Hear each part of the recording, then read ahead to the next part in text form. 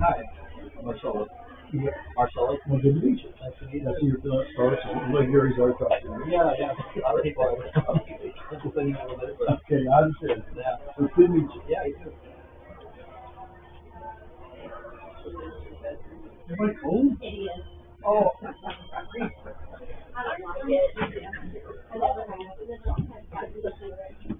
Feels good. But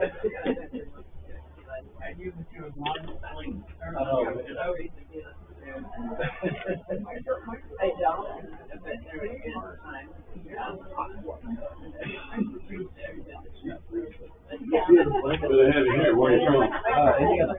Where in India? Wilmington. Wilmington? Yeah. Well, our son went to school at IU. All right. Well, I went there a long time ago. We lived in Edwardsville for about 6 years. Okay. Years. Yeah. Good to have you here. Yeah. It's good. Another Hoosier. Well, which one right there? Oh, yeah. More Hoosiers? Right there. What part? What part? Little City, right? Bedford? Yeah, Well, Steve Party. but I was born in Kansas, but I grew up in Indiana, and we were in Fort Wayne, Fort Stone area, Brownsburg. All right, all north. Yeah, I was from the north. Well, I grew up in Akron, Ohio. So. Where? Akron. It's way up there by the lake. Home of the Akron Zips. Yeah, but I was born in Rio de Janeiro, Brazil. So. Oh. I've been all over the place. Okay. Well, you will.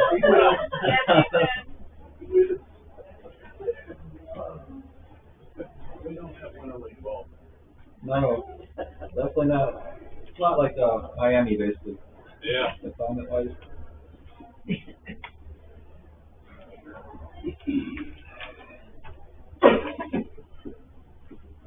65 degrees. The thing is, it's over.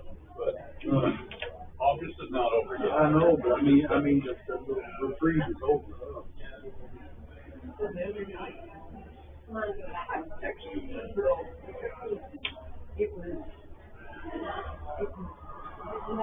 Few more years left. You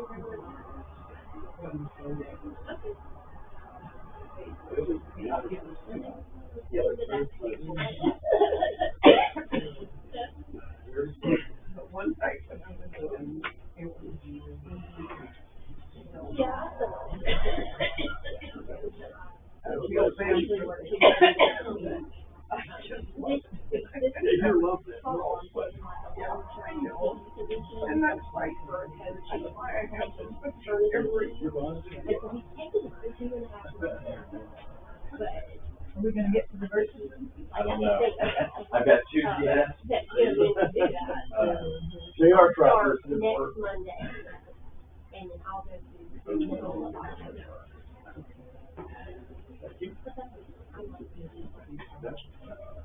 Coffee too much today.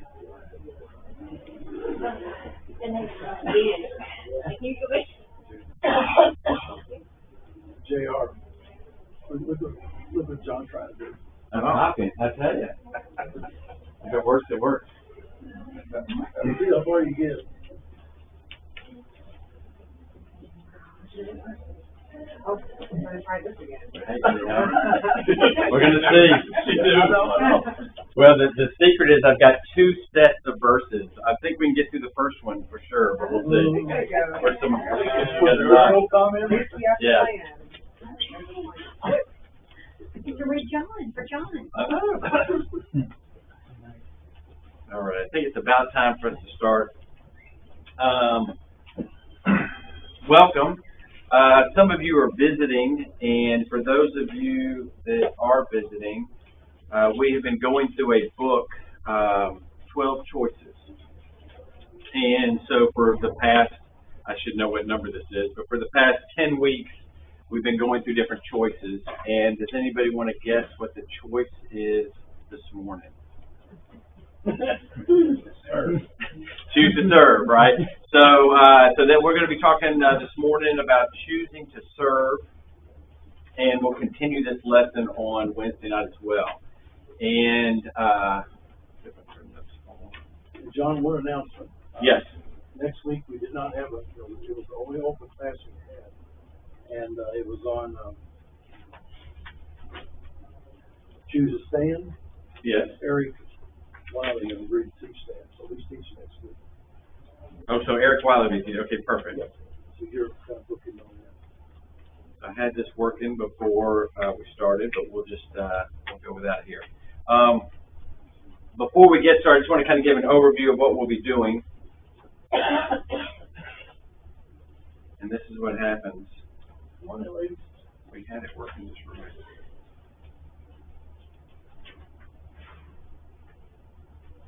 Good morning. All right, there we go. For those of you that are visiting, we're going through choices. And this morning and on Wednesday night, we'll be talking about I choose to serve. For this morning, we're going to go through 3 topics. And the challenge has been put out to me. Are we actually going to get to those topics? So we'll see how the discussion is this morning and appreciate that. We'll be talking about what it means to serve. And then, as always, Jesus is our perfect example for that. He is our standard. And then we'll talk, if we can get to it, we'll talk about ways that we can be like him. And then Wednesday night, we'll talk about other examples that are other people in the Bible that have chose to serve, made the choice to serve. We'll also talk about obstacles to serving. And Lee set that up perfectly this morning with his description of Balaam. And Balaam had choices to make, right? And he didn't always make the right choice, as Lee talked about this morning. And it's interesting, the book brings up Barney Fife, which, show of hands, how many people know who Barney Fife is, okay? It's like, know your audience. I guess they knew that this class would know who Barney Fife was. But I thought Balaam was actually a good example this morning. So we'll talk Wednesday about obstacles to serving, and then just, again, our commitment, our choice to serve. So before we get started this morning, we'll start with a word of prayer. So let's pray together, please. Father in heaven, we're so thankful for this time that we can study your word. We're thankful that your word was preserved for us, that we can learn about you and learn what you would have us to do. We ask as we study this morning that you open our ears and open our eyes, that we may see and understand.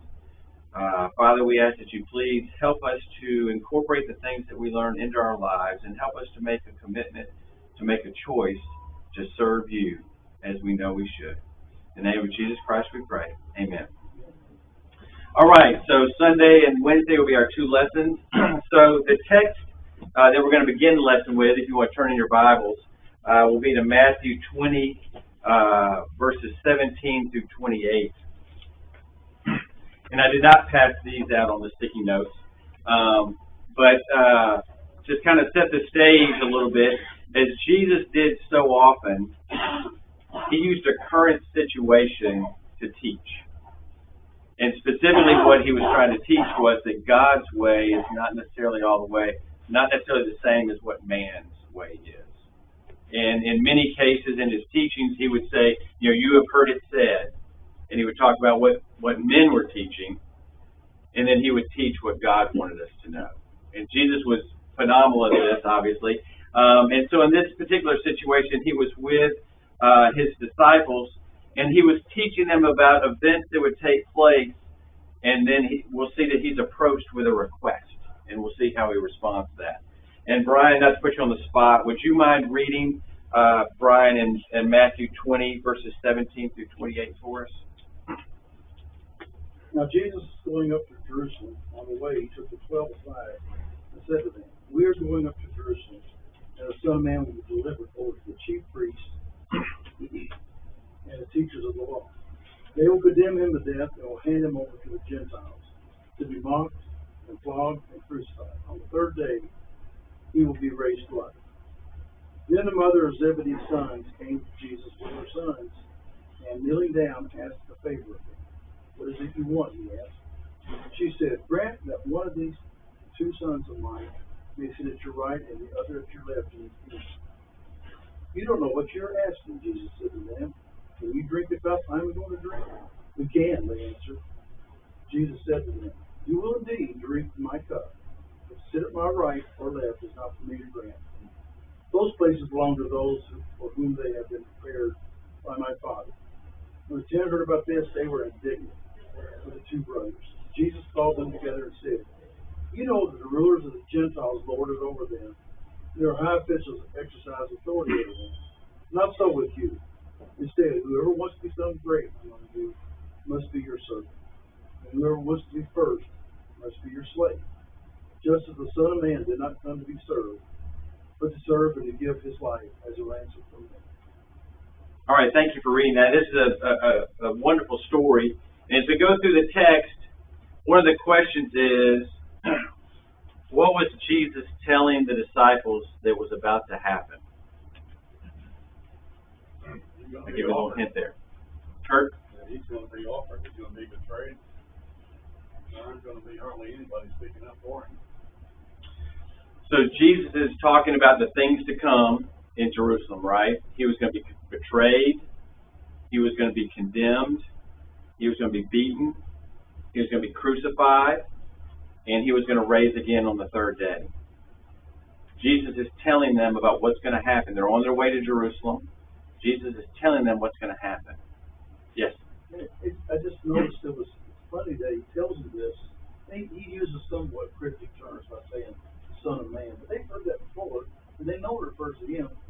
And no one asks any questions like, well, wait a minute, what are you saying? And, at least it's not recorded. And they might have said to themselves, maybe to him, but it's not recorded. But the first thing that happens is Mrs. Zebedee asks this question. It's like, well, wait a minute, did you just hear what he said? He's going to die. Yeah. No, exactly. And thank you for bringing that up. And please jump in with any comments that you have as a class. But that was, Lee talked about speaking plainly in the lesson we just had. And Jesus is telling them, and what do we know happened when Jesus was crucified? What was the reaction of the disciples when he was crucified and died on the cross? What did they do? Right? And so, but Jesus was telling them what was going to happen. And he was giving them the end of the story, right? Paul Harvey. He was giving them the rest of the story. Okay, thank you for the few of you that caught that reference. It's like the back corner here, so thank you for that one. But no, he was telling them the rest of the story. And so he was trying to teach them, we're going up to Jerusalem, this is what's going to happen. And in very plain language, these are the things that are going to happen. Do you think that they understood that? Doesn't seem like they did.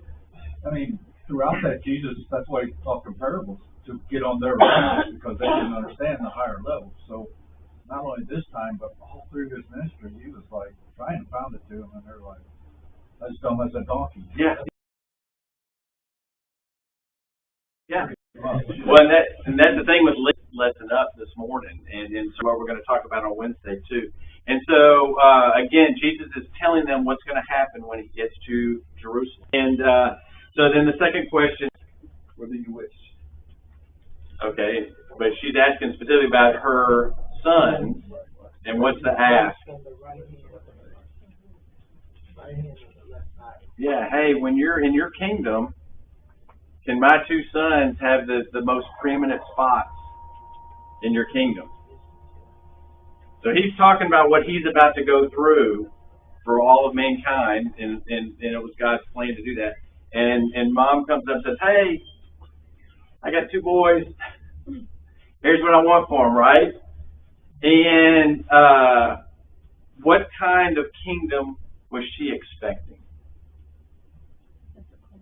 Right? A physical kingdom, right? And it had been prophesied about the Messiah, and, this talking about, restoring the kingdom and all these prophecies in the Old Testament.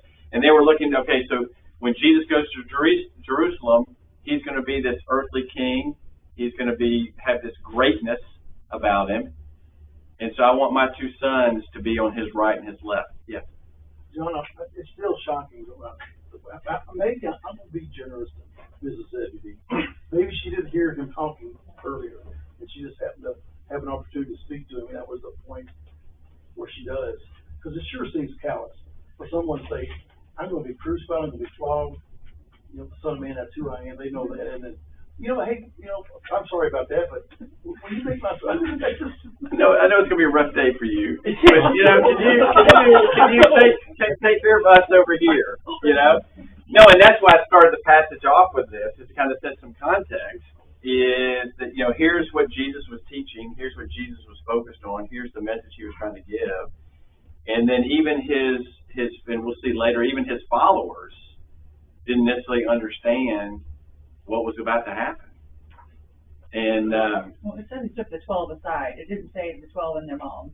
that's good. So correct. he was not there. Correct. Yeah. And so we don't there's no chronology of events. I mean, there's no time points here to say, okay, this was 13 minutes later or the next, whatever. But again, I think, in the context of, if you read the chapter, the sequence of events, it kind of helps us understand. And then I think the book even talks about Mark 9,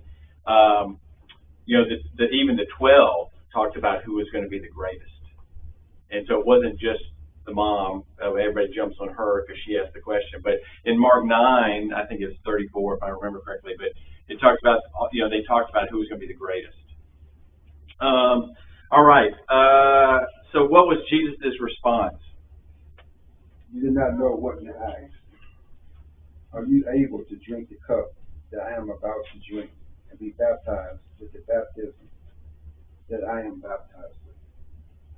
All right. Again, so what Jesus is thinking about, what he's about to go through, and she's saying, I want my two sons to be on your right and your left. And the thing that hit me and that I thought was interesting is when Jesus was crucified, the Bible tells us that there was a person on his right and a person on his left, the two thieves on the cross.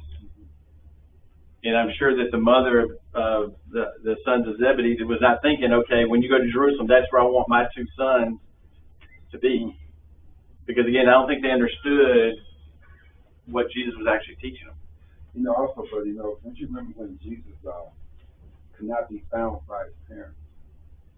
And when they found him, he told them, I'm about my father's business. Correct. Right now, he's about his father's business. Yes, exactly. He is focused. Yeah, no, 100%. We've all he is focused on, and because again, as a person, as a man, this was going to be a very difficult few days, and he knew the rest of the story. He knew what was going to happen.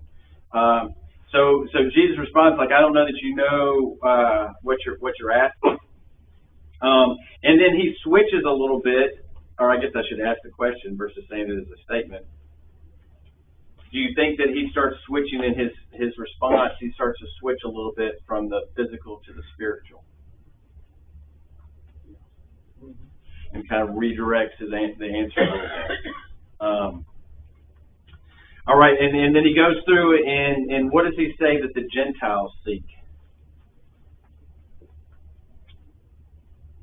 Authority to lord over them. Okay, power. Power. Yeah, the Barney Fife reference here at the Rock.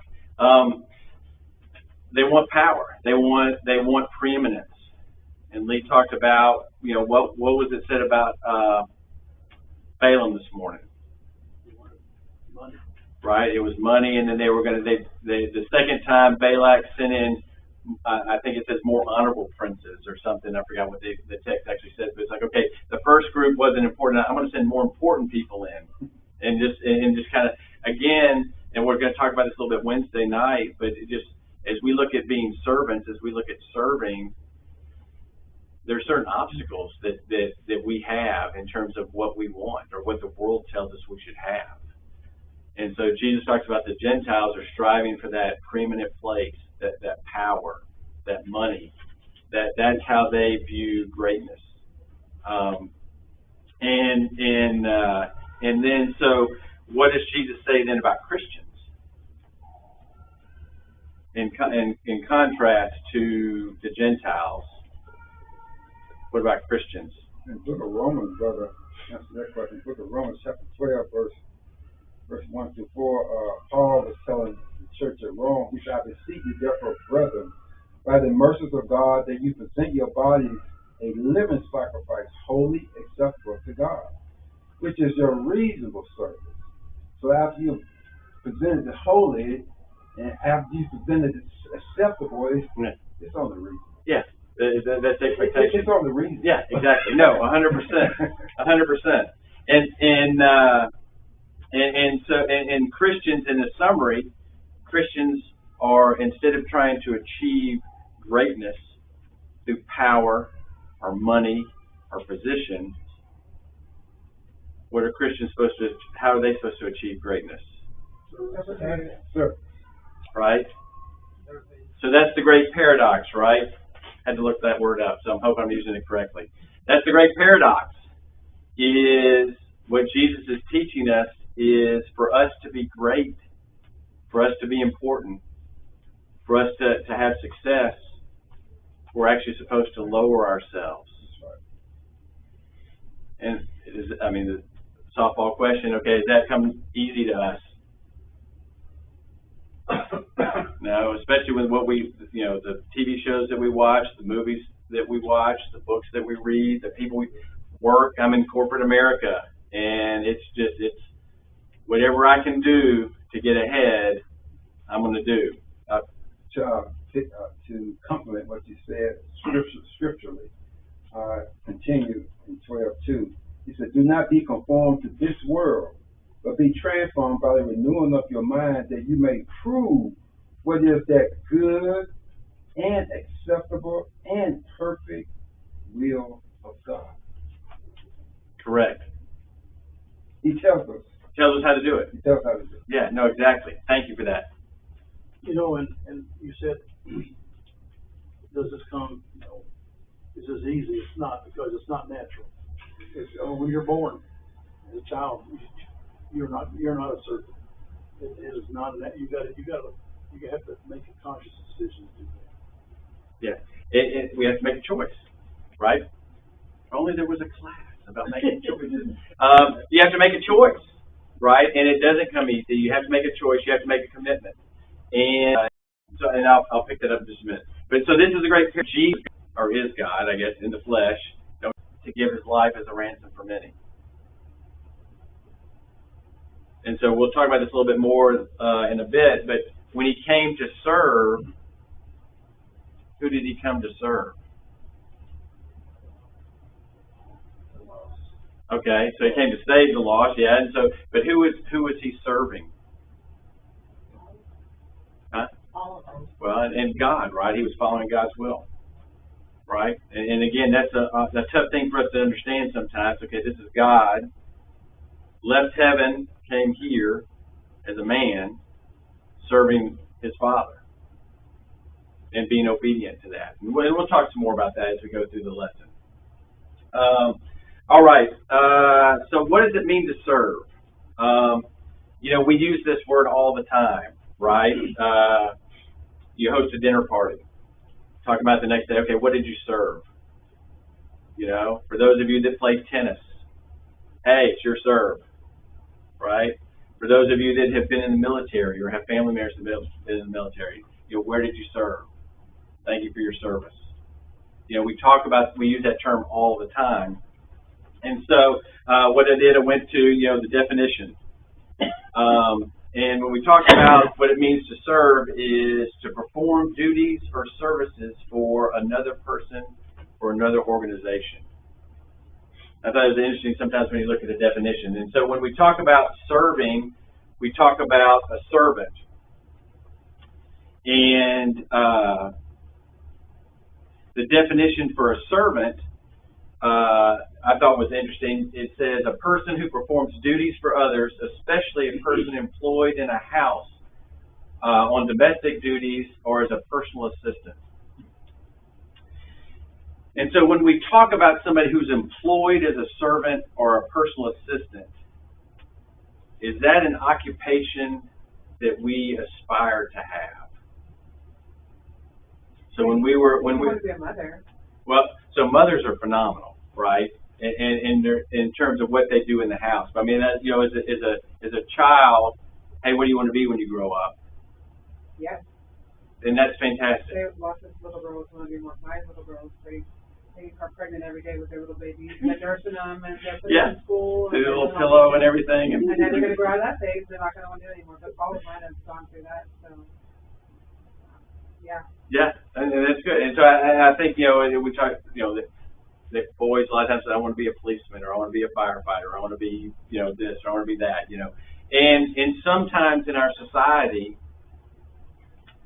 we look down on somebody who is a domestic servant, or if somebody in a corporate environment is a personal assistant. Sometimes we look down on that person. And why do you think that is? Why do you think that we don't necessarily hold those jobs in high esteem? We hold other jobs. Why do you think we do that? Because it's that type of office sometimes that we don't like. We have servants, PR men, servants for every kind of politician out there, and major sports figures, commissioners, what have you. You don't want that job on the PR side, or as an assistant on that. You don't have an 8-hour day. You are literally serving them at their beck and call. Correct. Yes. It's thankless work. There's no glory in it. There's no esteem for that person. They're doing the lowly tasks that are we're outsourcing the things that we don't want to do to someone else.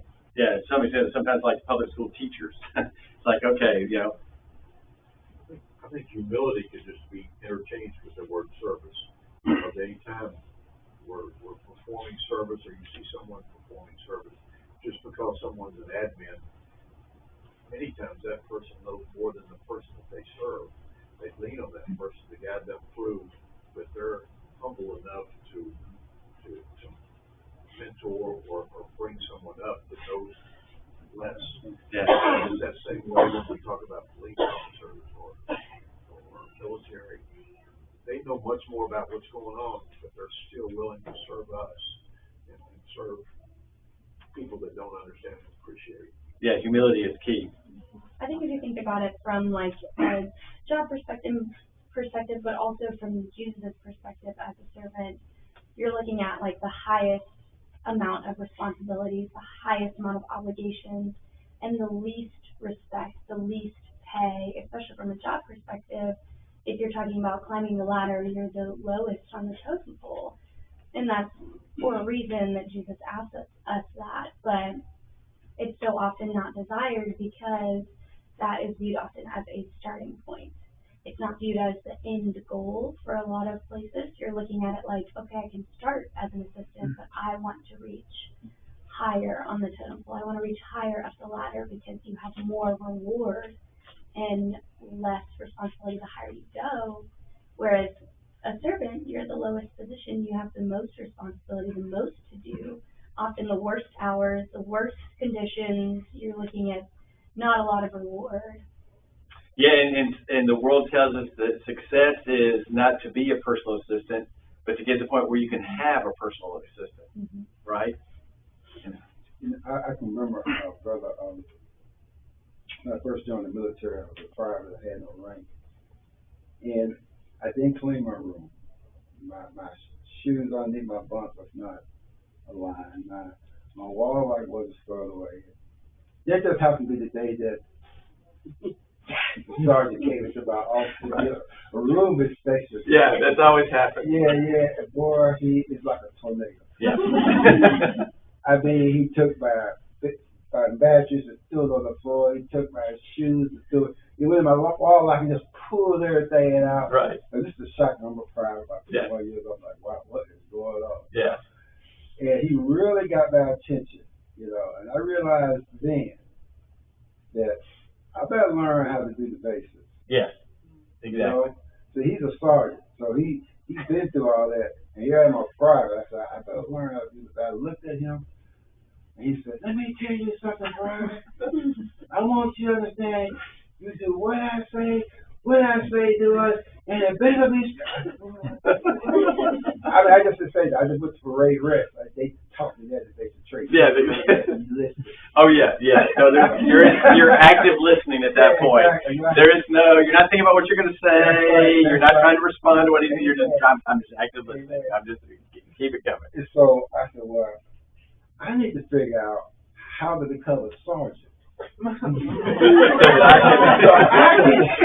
This not gonna work, y'all. No, and that's our world, right? And that's what she's talking about. Yeah. What people understand. Before you can reach here, Mm-hmm. you first got to learn what goes on down here. Yes, exactly. You understand what I'm saying? So if you don't want to, if you want to become the leader, the boss, you got to learn how to be what I go through as a private. Right. You understand what I'm saying? I do, and there's that term, servant leadership. Yes. And that's all right. One more comment. Okay, over here. It made me think of in Acts 6 where they appoint the men to serve. You know, they say the tasks that you give to your assistant are the things that don't require your personal touch. And Right. the apostles recognized, like, we need to be dedicating ourselves to the work of prayer and, you know, the work that Jesus appointed us for. So they outsourced that work of servants to the men that they appointed as deacons there, and deacons serve in an incredible way. Right. But that's an example that we have in the Bible of, like, you give the task to servants that you couldn't personally handle doing. It's hard for us to let go of things because it's like it has to be perfect, it has to be done just so. But it was such an incredible opportunity to hand that off to those men and give them the opportunity to be servants in that way for God. Right. And free up time for them to do Absolutely. the stuff that they were supposed to be doing. yes. And I'm sure everybody in this room. noble thing Yeah. that they were able to step up and serve as the apostles in that way. Yeah, I'm sure everybody in this room at one point in time has asked somebody to do something and they're not doing it the way that you would do it or the way that you want it done. And it's like, we probably all have done that once Like or when we're twice. trying to teach our kids how to do something, Yes. and it's like, but It requires it's so hard patience. to let go. Yes. And so I was thinking about, when we kind of, the way we look at people that kind of take a subservient role or a servant role. When Jesus was washing the disciples' feet in John 13, what was Peter's response when Jesus went to wash Peter's feet? How did Peter respond? Couldn't let him do it. No, you might not do yours. Yeah, you're not doing this. And then how did Jesus respond? If I don't do this, what? You have no part. Right. And then he's like, okay. Why- Okay, let's do the whole thing, right? Yeah, exactly. And in John 13, verse 15, he says, "For I have given you an example that you should do as I have done to you." So as soon as he was washing their feet, he was putting himself in that position. He says in John 13:15, "For I have given you an example that you should do as I have done to you." And so when we talk about in kind of a context of our study, another definition of a servant is a devoted and helpful follower or supporter. And that probably resonates more with the study of this class and what we're trying to do. So we're going to take a few minutes here because I am going to get to the verses. When we think about somebody who is an effective servant, what are the characteristics of an effective servant? So if we had to do some attributes, and Jim said one already, humility. And gratitude. Okay, and what are some others? Loyal. Loyal. Okay, and I don't know, was it Chick-fil-A, the Gratitude is an Attitude song that we listened to 1,000 times on the road trip? That's what reminds me is when we're talking about servant roles, that we need to be grateful for those and thank them, because everybody's job's important. Right. And we need to teach our children to be grateful. And Chick-fil-A did a good job of that, of do you thank the people who pick up your trash? Right. Somebody's got to do it. And that's in the lesson, right? And and all of us have been in environments where, whether it's you're going to another business office or something, we obviously, I think we all do. You're nice to everybody, right? You take an interest in everybody. And to add to that, when I was in the corporate world, I would always say, I wouldn't ask you to do something that I couldn't do myself. Correct. Exactly. So it's like that humility needs to stay there, even though, Jesus showed great humility on everything he did. We should follow that pattern as well in our lives alone. Exactly. I had a boss that's one of the best bosses I ever had. He always told us, and we're talking professionals now, people, in the corporate world, he said, never forget the worst phrase of thank you. And I thought, it's a shame we have to tell people that. Yeah. But that's part of this. Yeah. That's part of the deal. And they're free, right? You can say. Yeah. Kurt? You have to be willing to do it. Okay. Yep. I like that. To go along with that, I would say sincerity. Mm-hmm. Being sincere. All right. See, now I'm having to think here. Well, sincere's fine. Is he? Okay, that's not right. Hey, public school education right here. Yeah. Like One of the best. Better at that. One of your best leaders are one who leads by example. Yeah. Because you can't, especially as a Jewish life, you can't get the respect of anybody if you can't be that example. Yeah. What are some other attributes? They're not selfish. Okay.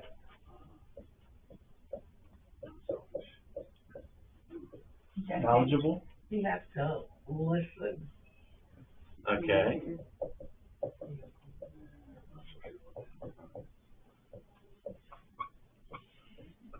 That's probably not still in right either. But what else? If you think about an effective servant, what are some other characteristics? But honest. Honest. You got to be honest with yourself. You got to. All right. Any more? Dedicated. Okay. Perfect. Committed.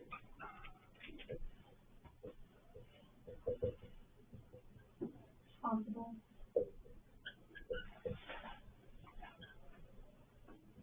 All right. Perfect. And spoiler alert, this is going to come back. All right. So let's talk about Jesus, our example. And when we think about a servant or being a servant or choosing to serve, there's no better example than Jesus. 1 Peter 2:21, for to this you have been called, because Christ also suffered for you, leaving you an example, so that you might follow in his steps. 1 Peter 2:21. I was going to have us read a passage, but let's do this first. We're going to look at some characteristics of Jesus being a servant. So who has Philippians 2:6-8? And as Rebecca reads this, let's think about humility as a characteristic of Jesus, our servant. Who, though he was in the form of God, did not count equality with God a thing to be grasped, but emptied himself by taking the form of a servant, being born in the likeness of men, and being found in human form, he humbled himself by becoming obedient to the point of death, even death on a cross. All right, and so how did Jesus show humility? How did, in that passage, what resonates with you? How would you explain him showing humility? He let go of that equality with God to lower himself. Up here, took the form of a man. Down here, and not only took the form of a man, but was there anything about him that we would, I'm trying to think of the word, that we would admire him, or I forgot what the word is. Yeah, made himself no reputation. Thank you. So not only did he lower himself to take the form of man, but he wasn't the king or the global empire, emperor. He took the form of a servant. All right, and so another example, compassion. Who has Matthew, the passage in Matthew 9:36? But when he saw the multitudes, he was moved with compassion for them, because they were weary and scattered, like sheep having no shepherd. Okay, what resonates with you all about Jesus showing compassion?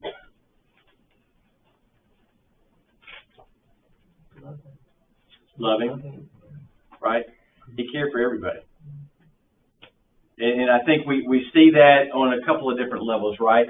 Even in a physical sense, Jesus had compassion on people. He wept. There were times where he was preaching where he noticed that the crowds were hungry, and that gave him an opportunity to perform those with the fish and the loaves and perform the miracles. So even on a physical sense, he had compassion.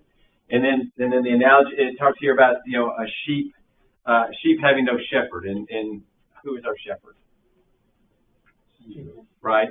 So even on a spiritual standpoint, had compassion for our souls, and compassion for what God had given him to, and we'll talk about this in another verse, but what God had given him to take care of. All right, so compassion, integrity. Who has Matthew 4:1-11? All right, Kurt. Jesus was led up by the Spirit into the wilderness to be tempted by the devil. And when he had fasted 40 days and 40 nights, afterwards he was hungry. And when the tempter came to him, he said, "If you are the Son of God, command that these stones become bread." But he answered and said, "It is written, man shall not live by bread alone, but by every word that proceeds from the mouth of God."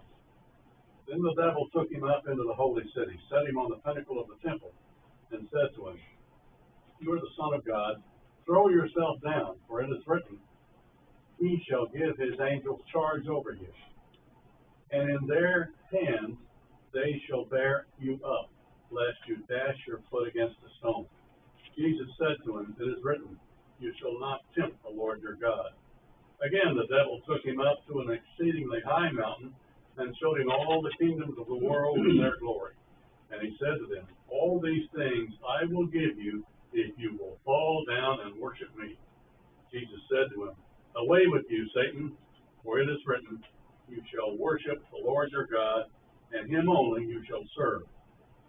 Then the devil left him, and behold, angels came and ministered to him. All right, we talk about a servant having integrity, right? And sometimes people say integrity is what you do when nobody's watching, right? All this is being recorded here, so we know the context of it here. But did Jesus maintain his integrity in this situation? Right? He had a standard, and he was going to adhere to that standard, and that was worship the Lord your God, and him only shall you serve. And again, Lee brought up Balaam this morning, and we're going to talk about some other people on Wednesday night. But when we talk about integrity, honesty, sincerity, loyal, some of the things that we brought up earlier. All right, the next one is willing service. Who has Mark 14:35-36? Going a little further, he fell to the ground and prayed that if possible the hour might pass from him. "Abba, Father," he said, "everything is possible for you. take this cup from me, yet not what I will, but what you will. All right, and how does that, in terms of a willing service, how does that resonate? What comments do you have about that? No matter how difficult he was willing to do it, this was extremely difficult.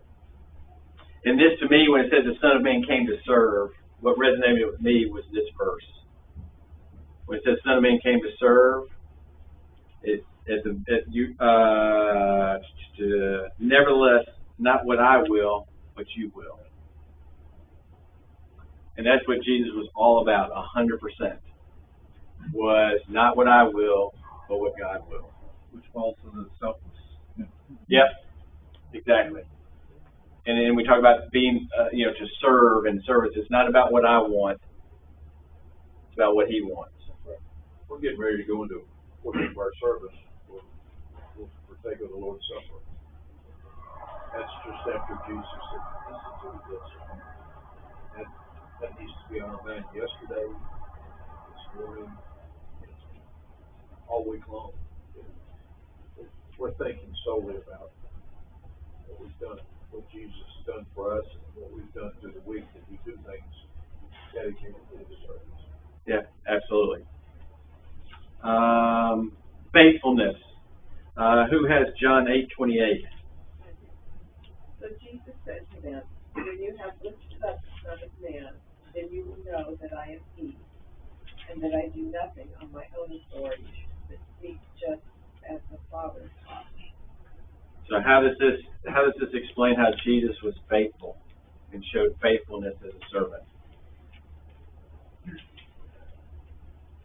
He honored and subjected himself to his Father's authority. Yeah, and the things that He spoke, and He mentions it in several passages, including this one. What were the things that He spoke?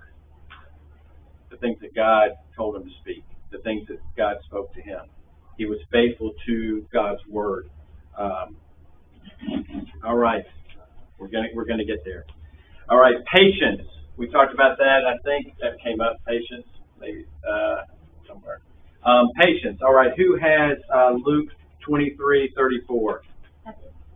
All right. Jesus said, "Father, forgive them, for they do not know what they are doing."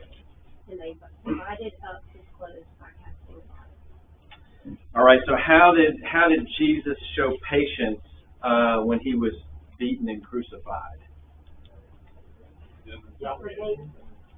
Right. We sing that song. He could have called 10,000 angels. He's restrained. Exactly. Restrained. And I think the Bible said, I don't think it was 10,000. I think it was more. I think when it was like some 12 legions or something. I forget what it was. But yeah. So he showed patience. He was restrained. He could have stopped this at any point in time.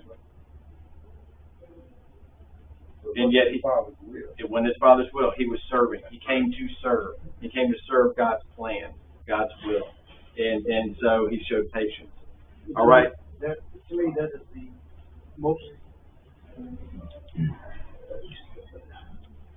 For Him to know that He could stop it at any moment when that first nail is going through my wrist, I'm calling God. That's it. I'm done. I don't know how He did it. Yeah. No, and again, it shows His love for us, and it shows His obedience to God's will. And He was on point. All right, encouragement. If who has John 16:33? I got it. These things I have spoken to you, that in me you may have peace. In the world you will have tribulation, but be of good cheer. I have overcome the world. When we're serving others, do we need to encourage them sometimes? Yes.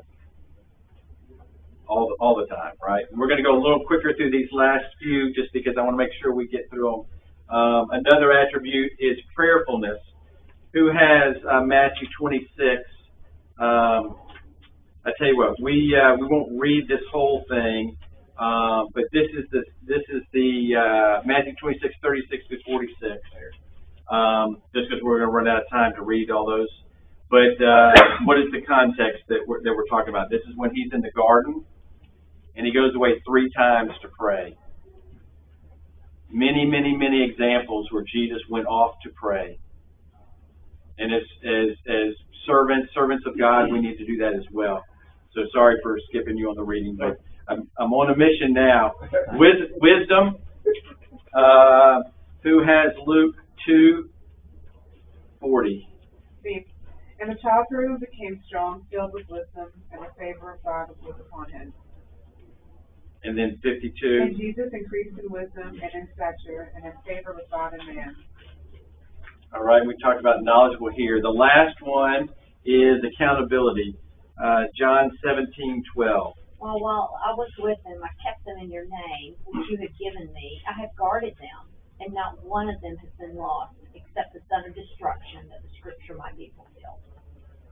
Was Jesus dedicated? Is he leading by example? And he was doing what God asked him to do. And again, he was praying. This was a prayer. Right. Giving them in the prayer that God would guard them, those that his apostles. Absolutely, and I think we can even read into that prayer includes us. All right, we're not gonna have time for this, which is how we can do the same thing. But for Wednesday night, here's what I want you to do for Wednesday night: is think about someone in the Bible that also chose to serve.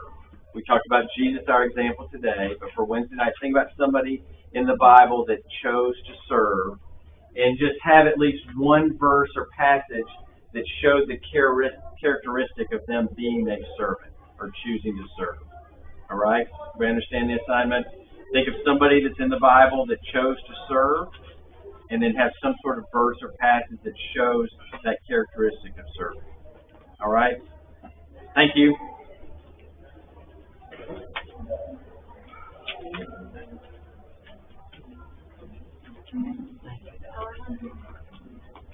Yeah, we can leave her. I was practicing. I just. I know, I love it. The longer she stays,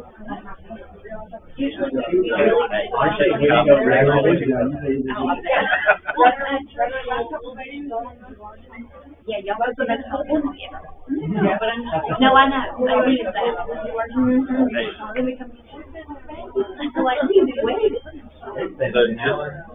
I would say, just so you know, I have twice this morning already He challenged you, he did get through most. exhibited behaviors of introducing people, and I went up to Kevin speaking before he talked to the kid.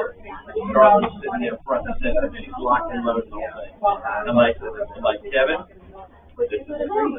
and went through the whole. I know I did the whole thing, and then we went to class. I figured I'm going to put that. Put the light along. Put them in the place where they're not harassing or writing. Yeah. This morning we tried. Yeah. It wasn't quite the same. That's the hardest one.